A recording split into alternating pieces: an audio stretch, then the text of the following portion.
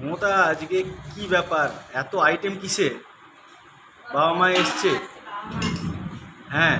হ্যাঁ, এটা হচ্ছে বাবা মা এসছে তার জন্য বানিয়েছি। তেমন কিছুই বানাইনি। শাক ভেজেছি, বেগুন ভেজেছি, পটল ভেজেছি আর মাংস মাংস কষা ভজা আর পাঁপড় আছে আর তেঁতুলের টক।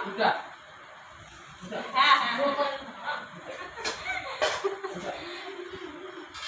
এগুলো সামান্য খাবে আইটেম। এসো। হ্যাঁ, খাবে এসো সবাই, সবার নিমন্ত্রণ। ঠিক আছে, আমি খেয়ে দেখি না। শাক ভাজা আমার প্রিয়, তাই আমার খাওয়াটা খেতে ভালো লাগে। ঠিক আছে, পটল ভাজা, মেয়েদের